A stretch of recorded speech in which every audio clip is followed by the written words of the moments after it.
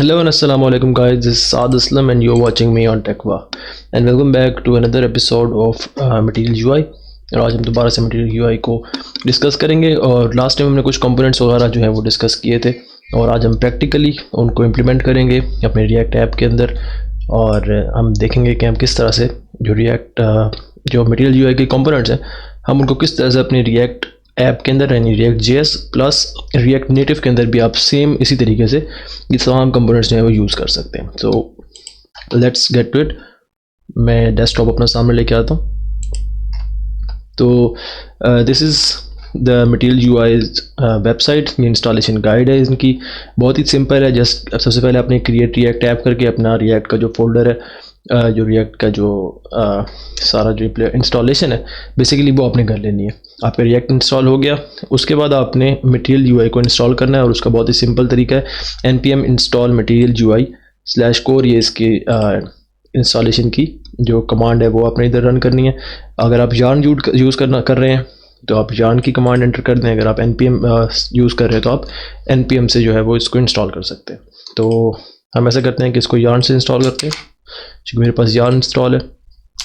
अगर npm आपके पास है तो सिंपल आपने npm इंस्टॉल करना है। अगर yarn यूज़ करें तो yarn ऐड करना है, एंटर करना है। ये हमारा जो रिएक्ट ऐप है पहले मैंने वो इंस्टॉल किया, उसके बाद अब मैं मटीरियल यूआई को इंस्टॉल कर रहा हूँ। तो जैसे ही हमारे मटीरियल यूआई इंस्टॉल होता है तो हम इसके बाद आगे मूव होते हैं। हमारा मटीरियल यूआई है वो इंस्टॉल हो चुका है हमारे रिएक्ट के अंदर एज अ डिपेंडेंसी। तो हम इसको चेक करते हैं। चेक करने के लिए आप अगर फोल्डर में मौजूद हैं तो इधर सिंपल कोड डॉट लिख के एंटर करेंगे तो आपका जो VS कोड है वो ओपन हो जाएगा। तो ये हमारा VS कोड ओपन हो गया है। नोड मॉड्यूल्स है, पब्लिक का फोल्डर है, SRC का फोल्डर है। इधर हम जाते हैं ये पैकेज डॉट जेसन के अंदर अपनी डिपेंडेंसीज चेक करने के लिए। तो जैसे आप देख सकते हैं कि मटीरियल यूआई कोर जो है वो हमारी इंस्टॉल हो चुकी है। इसके अलावा कुछ टेस्टिंग लाइब्रेरीज है और उसके अलावा रिएक्ट और रिएक्ट डॉम और सिंपल जो बाय डिफ़ॉल्ट जो डिपेंडेंसीज क्रिएट रिएक्ट ऐप से जो इंस्टॉल होती है वो इंस्टॉल हुई है। अब हम इस ऐप को रन करना चाहते हैं तो सिंपली कंट्रोल और लेमडा प्रेस करें तो आपका जो VS कोड का टर्मिनल है वो ओपन हो जाएगा। सही है। और इसके बाद आपने क्या करना है, npm स्टार्ट करना है।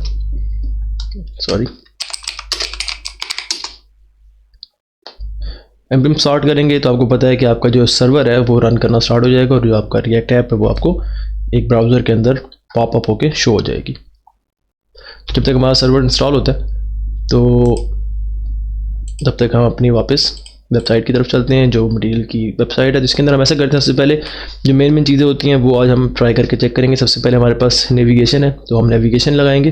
ठीक है। नेविगेशन के बाद हमारे पास और भी बहुत सारी चीज़ें इधर ऐप बार है, पेपर है, कार्ड्स हैं, वो किस तरह से हम यूज़ कर सकते हैं वो हम देखेंगे। ठीक है। और इसके अलावा और भी बहुत सारी चीज़ें हैं, हम देखते हैं एक साथ साथ चलते चलते जो चीज़ इंटरेस्टिंग लगेगी हम उसको इम्प्लीमेंट करके ट्राई करेंगे और आपको मैं शो करा दूंगा कि किस तरह से वो चीज़ काम कर रही है। अगर हम इधर देखें सबसे पहले नेविगेशन से, क्योंकि हमने स्टार्ट करना है तो हम नेविगेशन पे चले जाते हैं।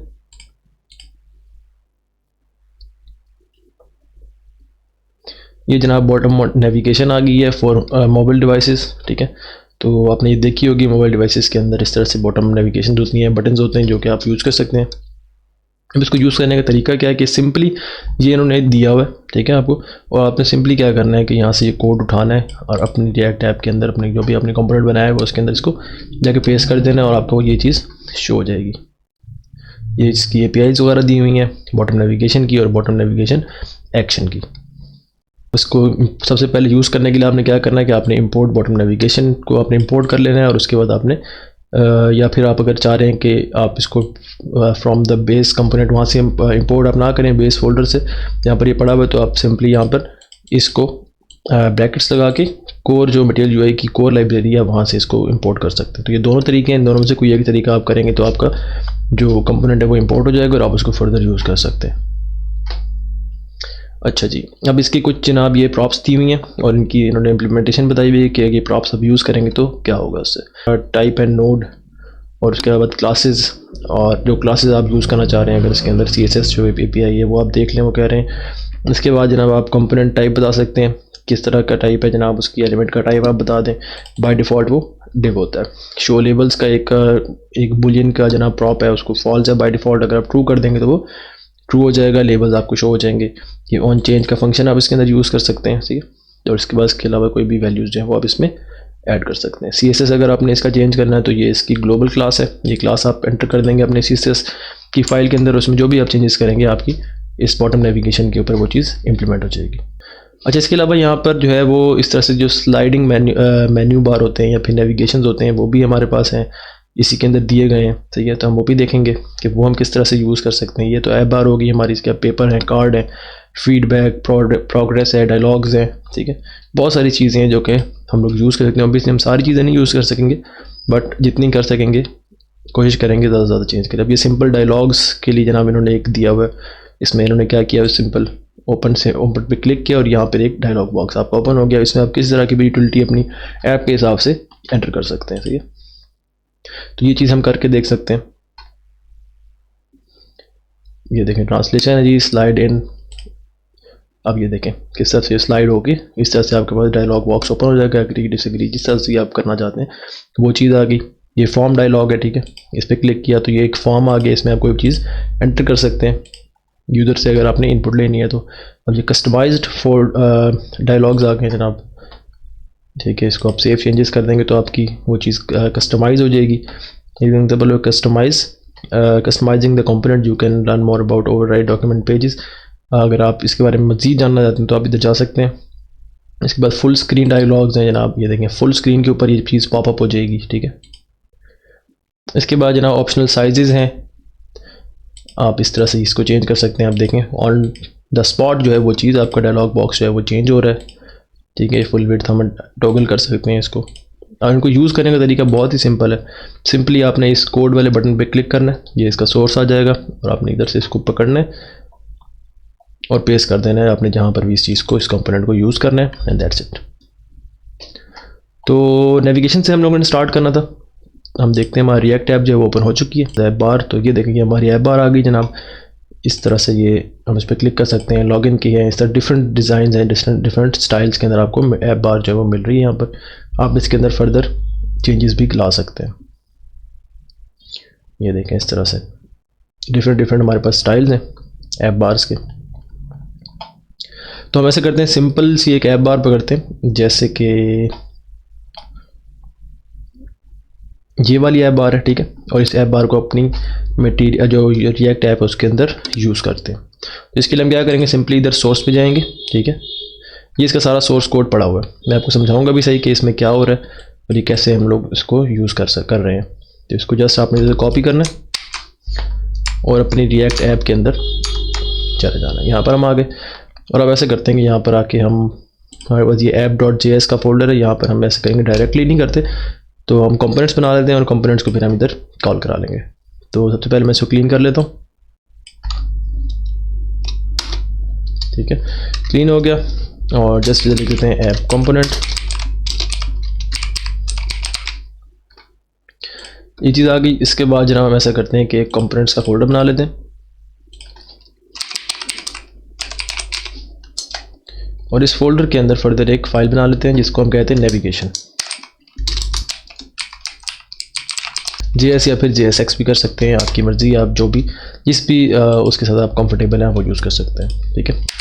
तो अब हमने क्या करना है, सिंपली, बल्कि हमने क्योंकि उधर से कॉपी किया हुआ है जो भी हमने मटेरियल UI की चीज़ें यूज़ करनी है, तो हम इधर से डायरेक्टली इसको जो हमने कॉपी किया है उसको हम इधर पेस्ट कर देंगे, सही है। तो इधर आते हैं वापस अपने VS कोड के अंदर, let me copy paste it. ये हमने इधर पेस्ट कर दिया जनाब। अच्छा जी, अब इन्होंने बाय डिफ़ॉल्ट जो है वो इसका नाम लिखा हुआ है सर्च ऐप बार, लेकिन हमारे पास जो है वो इसका नाम नेविगेशन है, तो हमें इसको चेंज करना पड़ेगा। ये हमने नेविगेशन कर दिया। हम सबसे पहले इसको कॉल कराते हैं और चेक करते हैं कि ये काम कर भी रहा है कि नहीं कर रहा है, सही है। तो इसको हमें कॉल कराने के लिए सबसे पहले इसको इंपोर्ट कराना पड़ेगा।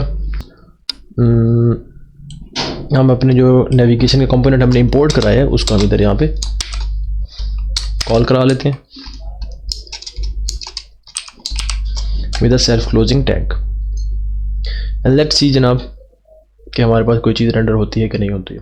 ऑलराइट, तो हमें एक एरर जो है ना वो मिल रहा है, वो कह रहे हैं जनाब कि material UI icon slash icon menu जो है वो इधर मौजूद नहीं है। तो आइकन्स जो है मटेरियल यूआई के वो हमें अलग से जो है वो इंस्टॉल करने पड़ते हैं। Install material UI slash core के अलावा एक और कमांड है जो कि मैं इधर लिखता हूँ। तो लेट्स क्रिएट इट। ओके, हम नया टर्मिनल में आ गए। मैं इधर पेस्ट करता हूँ ये npm install material UI slash icons. तो स्लैश आइकन्स अगर हम यूज़ कर रहे हैं, क्योंकि इधर आप देखें कि आइकन्स स्लैश मेन्यू में से ये कुछ आइकन्स यूज़ कर रहा है, तो इनको यूज़ कराने के लिए हमें इसको भी इंस्टॉल करना पड़ेगा। सही है, तो हम इसको इंस्टॉल करते हैं और जैसे ही इंस्टॉल होता है तो हम आगे बढ़ते हैं। इंस्टॉल हो गई। इसके बाद जो नेक्स्ट चीज़ थी वो हमने क्या करनी थी कि हमने इसको कॉल कराना था। तो नेविगेशन हमने इधर हमने कॉल करा लिया, इसको हमने इंपोर्ट भी करा लिया। अब इसको रिफ़्रेश होने देते हैं एंड लेट्स सी कि आफ्टर रिफ्रेशिंग हमारे पास जो हमारी ऐप बार है जो हमने मटेरियल यूआई से ली है वो हमारे पास काम कर रही है कि नहीं कर रही है। तो मैं इसको रिफ़्रेश करता हूँ एक बार। ओके, तो आप देख सकते हैं कि हमारी जो ऐप बार है वो अब हमें शो हो रही है। It is completely responsive. ठीक है, हर डिवाइस के लिए ये पहले से ही रिस्पॉन्सिव है। आप लोगों को इसको रिस्पॉन्सिव बनाने की ज़रूरत नहीं है, अलग से इसको कोडिंग करने की ज़रूरत नहीं है। सही है, ये आप देख सकते हैं, ये देख, ठीक है। ओके, तो ये हमारी ऐप बार आ गई, एक कंपोनेंट हमारे पास आ गया यहाँ पर। अब हम इसके अंदर देखते हैं ज़रा कि ये काम किस तरह से कर रहा है और इसके बिहाइंड में कोड क्या क्या है। हम देखते हैं कि हमारे पास क्या क्या चीज़ है। सबसे पहले इंपोर्ट रिएक्ट फ्रॉम रिएक्ट, जिसकी आजकल ज़रूरत नहीं पड़ती है, तो हम इसको ख़त्म भी करते हैं, तो कोई प्रॉब्लम नहीं है। जो न्यू वर्जन है रिएक्ट के वो उसको यूज़ नहीं करते। इसके अलावा नेक्स्ट चीज़ हमारे पास इंपोर्ट ऐप बार को हमने इंपोर्ट कर लिया from material UI core slash app bar से। इसके अलावा टूल बार हमने इंपोर्ट कर ली, जो हमारी टूल बार है वो भी हमने इधर से इंपोर्ट कर ली। इसके बाद आइकन आ गया, आइकन बटन। सही है, ये हमारा आइकन बटन है। इसके अलावा टाइपोग्राफी, जो भी चीज़ें हम टाइप करते हैं वो टाइपोग्राफी का हिस्सा होती हैं। वो टाइपोग्राफी में रहते हुए ही हम इसके अंदर जो भी टेक्स्ट वगैरह जो भी कुछ हमने लिखना है वो टाइपोग्राफी में रहते हुए हम लिखते हैं। इसके अलावा जी इनपुट बेस आ गई जनाब, जो हमने इनपुट डाला है यहाँ पर, ये इनपुट के लिए हमने इनपुट बेस यूज़ किया। इसके अलावा फेड और मेक स्टाइल्स हमने यूज़ किए हैं स्टाइल्स को एंटर करने के लिए। सही है, तो हम देखते हैं कि फेड हम कहाँ पर यूज़ करें। और इसके अलावा जनाब मेन्यू आइकन है, जो हमारे पास ये आइकन्स हैं उसको यूज़ करने के लिए। और सर्च आइकन के लिए हमने ये search icon from icon slash search, हमने ये चीज़ हमारे पास इंपोर्ट हो गई सारी चीज़ें। अब जनाब अगली चीज़ आ गई है इन पेज जो हमारे स्टाइल्स हैं। ठीक है, वो हम किस तरह से मटेरियल यूआई के अंदर लेते हैं या फिर उनको कैसे बनाते हैं। तो उसके लिए सबसे पहली चीज़ आपको एक जो इंपोर्ट करनी पड़ती है वो है मेक स्टाइल्स। ठीक है, तो आपने import make styles from material UI slash core slash styles से आपने ये चीज़ इंपोर्ट कर ली। इसके बाद आपने इसको इस फंक्शन को बेसिकली एक कोई भी किसी भी नाम से आप एक वेरिएबल जो है वो या फिर एक ऑब्जेक्ट है या फिर एक फंक्शन है वो आप इसको असाइन कर दें। तो इधर हमने क्या किया जी, एक फंक्शन असाइन कर दिया इसको। इसके बाद क्या किया जी, इसके अंदर हमने एक ऑब्जेक्ट बना लिया और उसके अंदर फर्दर जो भी स्टाइल्स हम लोग यूज़ करना चाह रहे हैं, जिस क्लास के ऊपर जो स्टाइल डालना चाह रहे हैं वो हम इधर डाल रहे हैं।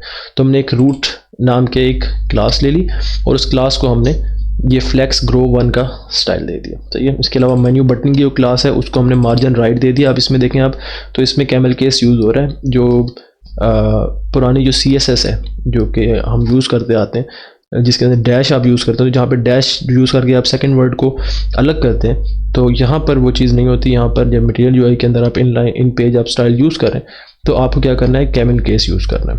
तो फर्स्ट जो हमारा लेटर है हमेशा स्मॉल होगा और नेक्स्ट वर्ड जब भी स्टार्ट होगा तो उसका लेटर फर्स्ट कैपिटल होगा।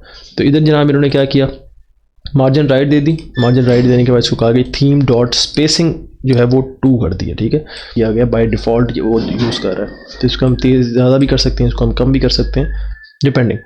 आगे जनाब टाइटल आ गया हमारा।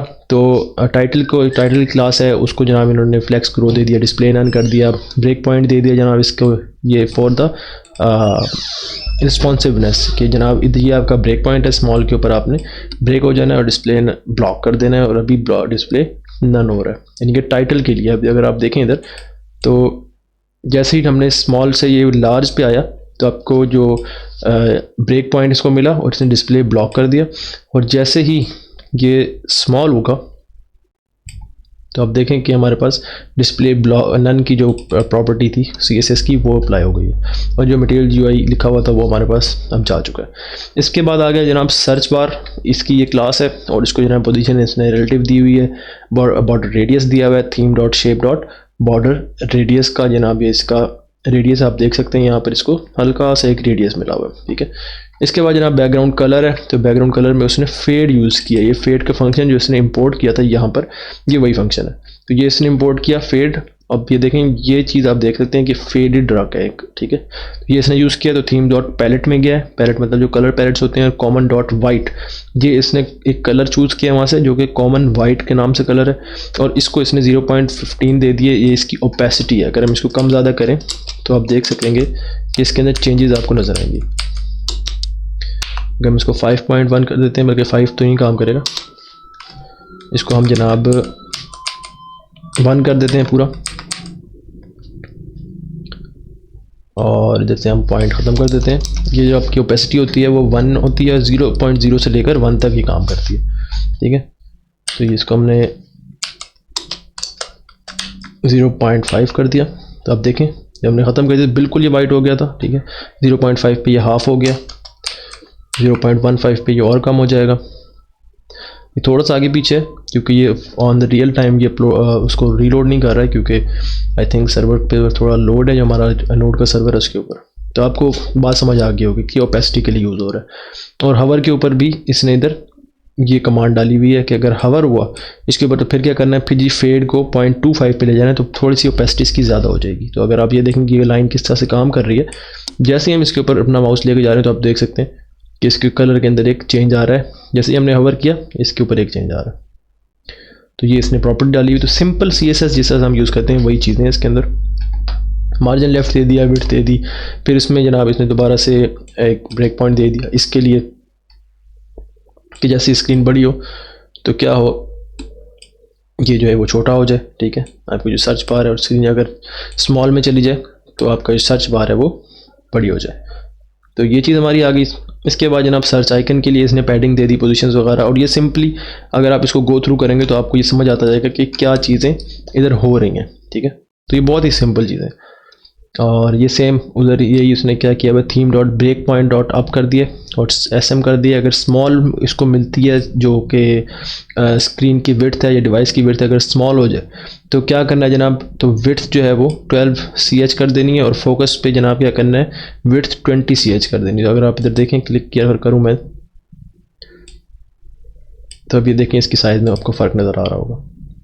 तो ये सिंपली ब्रेक पॉइंट्स के लिए उसने दिया हुआ है कि इस ब्रेक पॉइंट पे क्या करना है, रिस्पॉन्सिव बेसिकली बनाया हुआ है इसने अपनी ऐप बार को।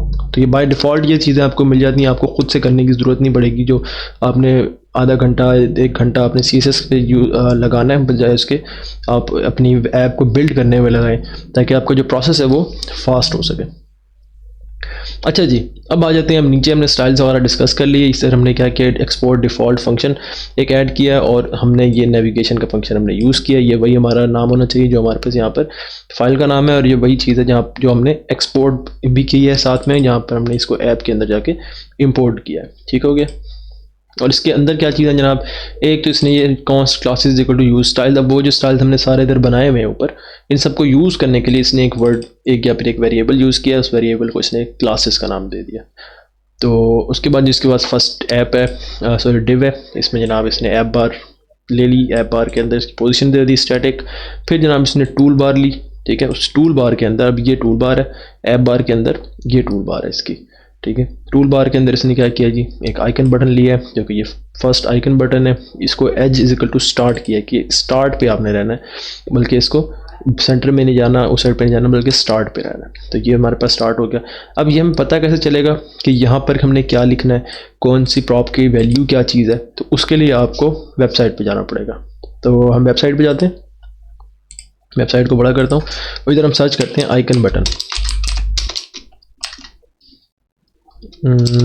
आ गया था ये आइकन बटन। API पे आप जाएंगे।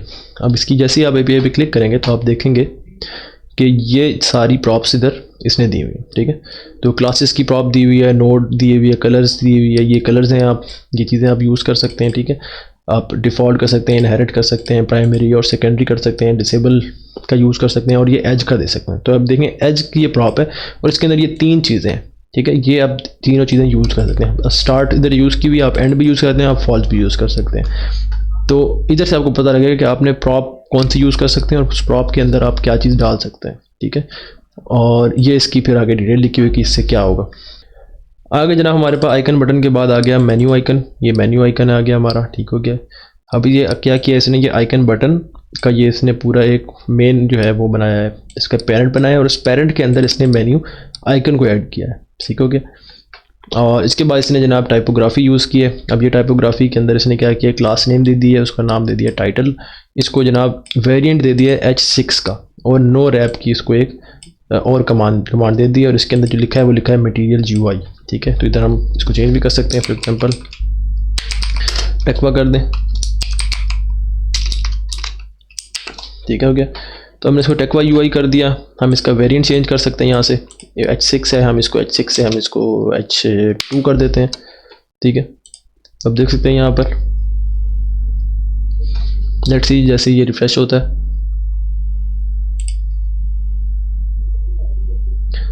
और तो आप देख सकते हैं कि यहाँ पर सिंपली आपने एक वेरिएंट को चेंज किया और वहाँ से ये पूरा आपका जो है वो हर चीज़ इधर से चेंज हो रही है। तो ये टाइपोग्राफी की एक ख़ास बात है। तो यहाँ पर आपको बार बार H1 H2 H3 नहीं लिखना पड़ेगा, S1 या फिर सब हेडिंग के लिए कुछ भी आपने करना है, आप यहाँ पर सिंपली वेरिएंट्स में जाएं और इसमें आप चेंजेस करें। और ये भी आपको टाइपोग्राफी के अंदर आप कैसे टाइपोग्राफी को यूज़ कर सकते हैं वो भी आपको सिंपली इनकी वेबसाइट से आपको वो इन्फॉर्मेशन भी मिल जाएगी। आपने सिंपली जाना है यहाँ पर और टाइप करना है टाइपोग्राफी, एंटर करना है, और यहाँ पर एंड पे ये देखें यहाँ पर APIs दी हुई, यहाँ पर आप आ जाएंगे, इस पर क्लिक करें और ये सारी टाइपोग्राफी की जो APIs हैं या फिर जो प्रॉप्स हैं वो दी गई हैं। आप अलाइन यूज़ कर सकते हैं, ये अलाइन की सारी प्रॉपर्टीज़ हैं कि आप क्या चीज़ यूज़ कर सकते हैं, लेफ्ट कर सेंटर, राइट, जस्टिफाई, चिल्ड्रन है, आप इसमें कलर्स चेंज कर सकते हैं, ठीक है ओके। आप इसके बाद कंपोनेंट हैं, डिस्प्ले है, ब्लॉक है, इनलाइन है, जो भी आप करना चाहें, गटर बॉटम को आप फॉल्स या फिर ट्रू कर सकते हैं, नो रैप को आप यूज़ कर सकते हैं। इसके अलावा ये वेरिएंट है, वेरिएंट के अंदर आप क्या क्या यूज़ कर सकते हैं, आप H1 से लेकर H6 तक यूज़ कर सकते हैं, आप सब टाइटल 1-2 कर सकते हैं, आप बॉडी 1-2 कर सकते हैं, आप कैप्शन कर सकते हैं, बटन है, ओवरलाइन है, SR ओनली है, इनहेरिट है, ठीक है। तो ये सारी चीज़ें आप यूज़ कर सकते हैं। तो ये चीज़ें होगी जनाब। इसके अलावा अगर टाइपोग्राफी की आप CSS में चेंज करना चाहते हैं तो ये डायरेक्टली आप CSS में चेंज कर सकते हैं, मल्टी MUI या मटेरियल UI टाइपोग्राफी /बॉडी करके आप ग्लोबली इसको आप जो भी स्टाइल्स आप यूज़ कर रहे हैं आप उसको चेंज कर सकते हैं, ठीक हो गया। तो डॉक्यूमेंटेशन पढ़ें लाजमी, डॉक्यूमेंटेशन इज़ वेरी इंपॉर्टेंट। अच्छा जी, अब हम चलते हैं वापस। अच्छा ये चीज़ तो हो गई हमारी, ठीक है। इसके बाद ये इनपुट बेस दे दिए इन्होंने, ठीक है, ये सर्च आइकन दे दिया, इनपुट बेस दे दी। इनपुट बेस के अंदर आपको पता है ये इनपुट जो है वो ये चीज़ है, इसके अंदर इन्होंने प्लेस होल्डर दे दिया सर्च का, ये हमें नज़र भी आ रहा है सर्च। इसके बाद क्लासेस दे दी जो कि इसकी CSS क्लासेस हैं। इसके अलावा इन्होंने क्या किया, इनपुट प्रॉप दे दिए, प्रॉप के अंदर सबसे पहले जनाब एरिया लेबल सर्च दे दिया, तो इसका जो लेबल होता है वो सर्च आ गया, एंड दैट्स इट। तो ये सिंपली इसने ये हमारा जो ऐप बार था वो रेडी हो गया। अब इस ऐप बार के कंपोनेंट को हम लोग ने यूज़ भी कर लिया है, सिंपली हमने इसके ऐप के अंदर इधर हमने इसको कॉल कराया और हमने इसको यूज़ कर लिया, यूज़ कर सकते हैं, ठीक है। तो अगले जो हमारा इंशाल्लाह वीडियो होगी वो हम इसके ऊपर बनाएंगे, और साथ में हम लोग इसकी डार्क मोड के ऊपर भी बात करेंगे, हम डार्क मोड किस तरह से यूज़ कर सकते हैं और किस तरह से इम्प्लीमेंट कर सकते हैं अपनी वेबसाइट के ऊपर। जिस तरह से आप देख सकते हैं इन्होंने अपनी वेबसाइट पर यूज़ किया हुआ डार्क मोड, हमने जैसे ही इसके ऊपर क्लिक किया, सॉरी ये है इनका डार्क मोड, क्लिक किया तो आप देखेंगे हर चीज़ जो है वो फॉन्ट समेत हर चीज़ का कलर चेंज हो गया, वाइट पे चला गया, ठीक है। और जैसे ही हमने डार्क मोड पे क्लिक किया अब देखेंगे फॉन्ट जो है वो वाइट हो गए, बैकग्राउंड जो है वो डार्क हो गया, ठीक हो गया। तो इसको भी हम देखेंगे हम किस तरह से इम्प्लीमेंट कर सकते हैं। अगर आप खुद से इम्प्लीमेंट करना चाहते हैं सिंपल इधर जाएँ, इधर डार्क मोड लिखें और एंटर कर दें, और यहाँ पर ये आपको दे देगा सारी इन्फॉर्मेशन कि आप किस तरह से डार्क मोड को यूज़ करें। बहुत ही सिंपल चीज़ है, बट हम लोग इसके ऊपर एक फर्दर एक वीडियो बनाएंगे मुकम्मल किस तरह से हम लोग उसको यूज़ कर सकते हैं। And that's it, thank you so much guys for watching this video, thank you so much for being with me. और इसके अलावा अगर आपको अच्छा लग रहा है सो तो और कुछ समझ आई है अगर तो do like and share this video, comment करके ज़रूर बताइएगा कि अगर आप साथ साथ इसको फॉलो कर रहे हैं या नहीं कर रहे हैं। And that's it, thank you so much guys. आगे जो है अगर आप फर्दर वीडियोस देखना चाहते हैं तो यहाँ पर फर्दर वीडियोस आपके पास आ जाएंगी, और अगर आप वो देखना चाहते हैं तो उनको भी देखें। एंड मिलते हैं इंशाल्लाह नेक्स्ट वीडियो के अंदर आपके साथ। Thank you so much guys.